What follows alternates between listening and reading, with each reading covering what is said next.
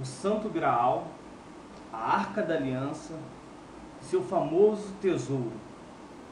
Para desvendar os segredos e especulações associados a eles, teremos que viajar no passado num longo caminho de conhecimentos e fatos, que tem seu início no século XII.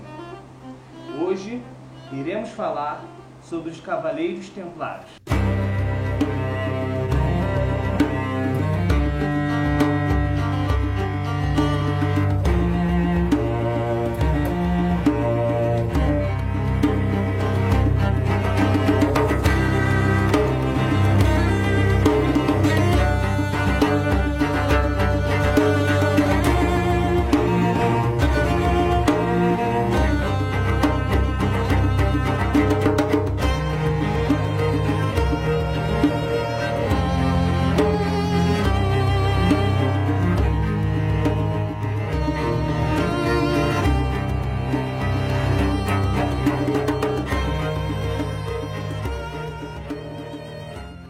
Depois da primeira cruzada, em 1119, em Jerusalém, surge um pequeno grupo militar formado por ordem religiosa, tendo como seu principal objetivo proteger os peregrinos que viajavam até a Palestina. Ficaram conhecidos como os Cavaleiros Templários. Falarei muito mais sobre ele nesse vídeo, mas por hora, basta a gente saber que, da Palestina, os Cavaleiros Templários desenvolveram um eficiente sistema bancário que nunca existira. Eles levaram uma vida rígida e de forte disciplina, defendendo com desinteresses as Terras Santas. Recebendo doações, os Templários com o tempo acumularam muitas riquezas. Tais riquezas vão desde o boato do Santo Graal e da famosa Arca da Aliança. E as especulações também que eles são ligados à franco-maçonaria. E o famoso, é claro, Tesouro Perdido. Recentemente, especulações surgiram e só aumentaram com os Templários por causa de referências a eles no livro best-seller, como o Código da Vinci, que saiu o filme também, e filme como Indiana Jones, A Última Cruzada, e o que mais acredito que seja mais conhecido é A Lenda do Tesouro Perdido. Esse filme em particular, A Lenda do Tesouro Perdido, ele traz muita referência dos Cavaleiros Templários, e principalmente a ligação deles com a maçonaria. Muitas lendas cercam também o primeiro local da sede dos Templários, que é no Monte do Templo, que tinha sido atribuído pelo rei Baduíno II em Jerusalém. O rei ele cedeu esse espaço para os Cavaleiros Templários porque eles prometeram proteger a terra. Em troca disso, deu esse Monte do Templo para os Templários. Daí que dizem que surgiu o nome, a Ordem do Templo, e com o tempo a Ordem dos Cavaleiros Templários. O Monte do Templo é uma terra sagrada para os cristãos, os judeus e os muçulmanos. É um local de ruína do Templo de Salomão. É o local também do antigo repouso da famosa Arca da Aliança. Alguns estudiosos afirmam, na realidade eles alegam, que os templários descobriram documentos escondidos na ruína desse templo, que prova que Jesus sobreviveu à crucificação, ou possivelmente Jesus era casado com Maria Madalena e teve filhos com ela. Não há nenhuma evidência documental disso. Como eu disse, eles sempre alegam através das histórias e alguns indícios.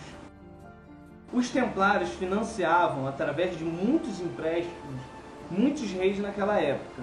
Porém, em 1300, os templários sofreram diversas derrotas militares, deixando eles em uma posição vulnerável. Assim, suas riquezas tornaram objeto de ganância e ciúme para muitos. Na época, o rei francês Filipe IV, mais conhecido como Filipe Belo, estava envolvido numa tumultuosa disputa política com o Papa Bonifácio VIII, que ameaçava embargar seus impostos ao clero. Na França, naquela época, ela é mantida por 3 estados. O terceiro estado, que eram os burgueses e os camponeses. o segundo estado, que era o rei e toda a sua família, e o primeiro estado, que era o clero. Basicamente, o terceiro estado, que é os burgueses e os camponeses, mantinham toda a regalia desses dois estados.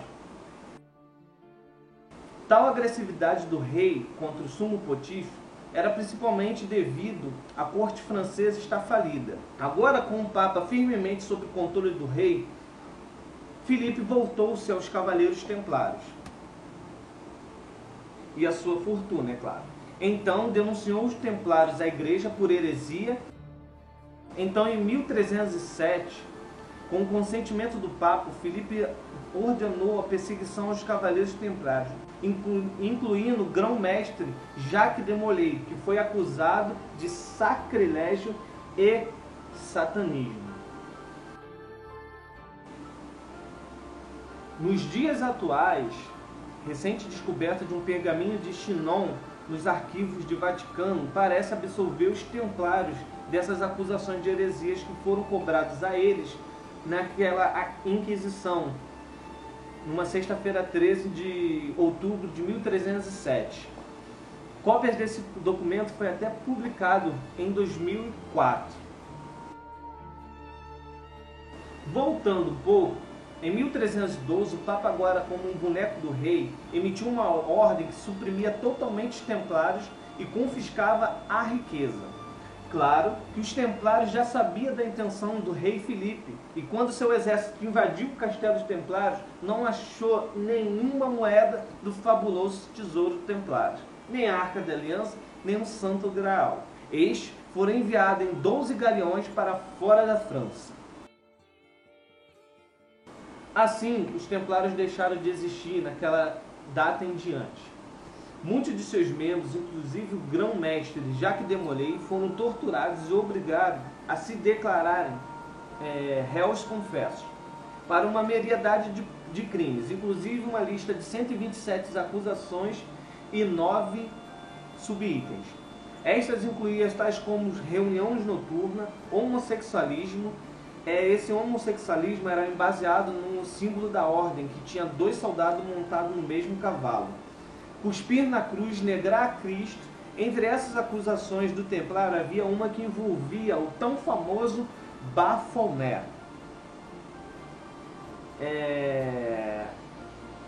Sobre esse Baphomet não há detalhes, porque nunca foi descrito detalhes sobre a Inquisição. Mais para frente eu irei fazer um vídeo exclusivamente dele, para a gente finalmente entender não da onde ele veio, porque realmente não há documento, mas o que há por trás da simbologia do Baphomet. Existem várias teorias sobre o tesouro do templário, inclusive que seria até um relicário, contendo a cabeça de João Batista, a cabeça de Jesus Cristo, a mortalha de Turim e uma imagem de Maomé. Para quem não sabe, Maomé é o pai do islamismo.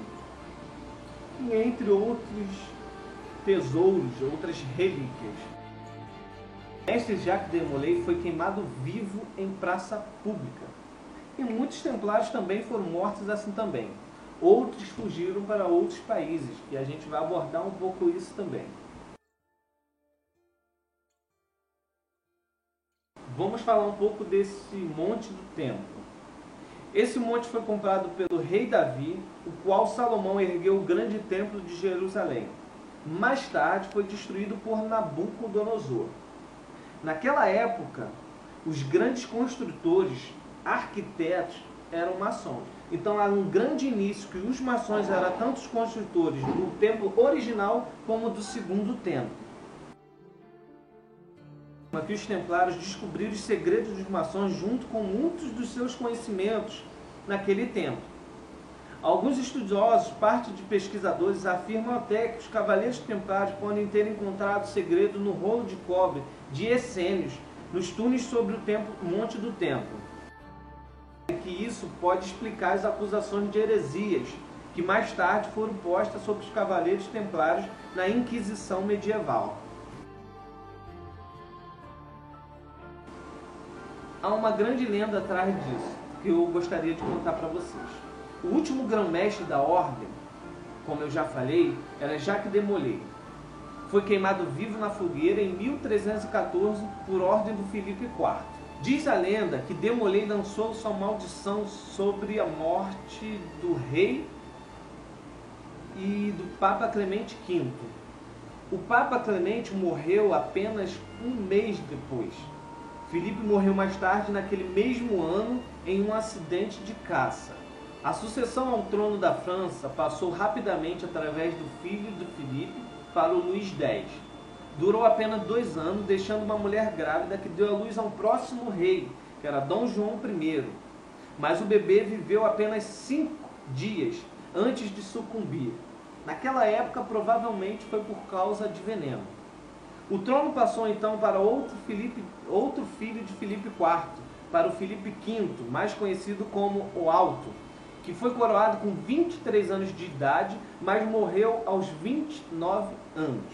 Como não tinha filho, o trono foi então para o seu irmão, o Carlos IV, que morreu 6 anos depois sem deixar herdeiros masculinos. E assim terminou a dinastia. Muitos acreditam que ela realmente foi amaldiçoada. Sexta-feira 13. Muitas histórias modernas afirmam que quando o rei Filipe IV tinha prendido muitos templários simultaneamente na sexta-feira 13 de outubro de 1307, iniciou-se a lenda do dia azarado, sexta-feira 13. No entanto, um exame mais detalhado mostra que, embora o número 13 era de fato considerado historicamente de azar, a associação real à sexta-feira 13 parece ser uma invenção a partir do início do ano de 1900. Alegações à descendência e renascimento. Sobre isso a gente tem que ter um pouco de cuidado. Alguns historiadores e autores tentam estabelecer uma conexão entre os Cavaleiros Templários e a maçonaria, os seus mais diversos braços maçônicos com os Templários. Esta alegação continua sendo um ponto de debate, mas há uma coisa que a gente precisa analisar. O rito mais praticado no Brasil é o rito escocês antigo e aceito. Tem como sua referência o Cavaleiro de Santo André e o 32º. Há uma referência aqui à Ordem dos Cavaleiros Templários, mas isso geralmente é julgado como cerimonial e não como fato histórico. E qual é realmente a ligação entre os Templários e a maçonaria? Isso aborda um pouco naquele filme A Lenda do Tesouro Perdido. Apesar de ser um filme, ali tem bastante fatos interessantes, que agora que você vê esse filme com uma outra visão, você consegue ter bastante informação. Mas vamos lá. Provavelmente alguns templários franceses fugiram para a Escócia após a supressão da ordem, temendo a perseguição do Estado e da Igreja. Procurando refúgio, eles consequentemente acharam uma loja e assim tiveram seu primeiro contato com a maçonaria. A ordem existiu assim em segredo dessa forma até a formação da Grande Loja Unida da Inglaterra, que foi fundada em 1717. Um exemplo do simbolismo maçônico templário supostamente pode ser encontrado na capela de Rose Lynn, uma família com laço bem documentado na maçonaria escocesa. Existem várias ordens que dizem ser neotemplários.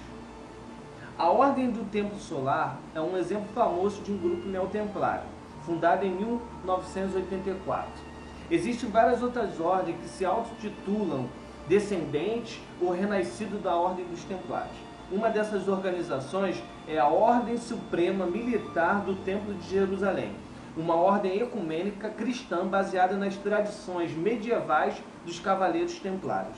Bom, finalmente, ao longo da história até hoje, diversas organizações tentam alegar ligações à Ordem do Templário original.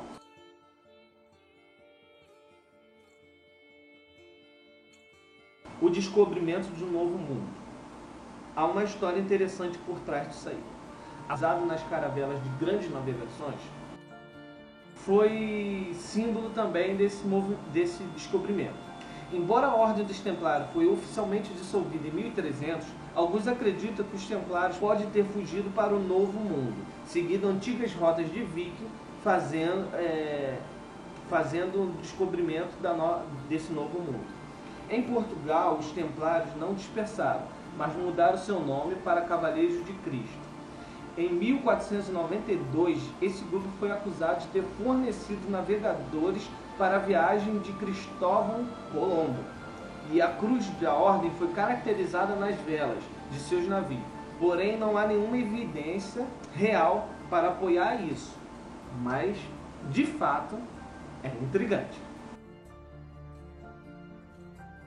Lendas sobre associações com outras ordens. Muitas especulações, como eu já disse antes, giram em torno da associação dos Templários com outras ordens.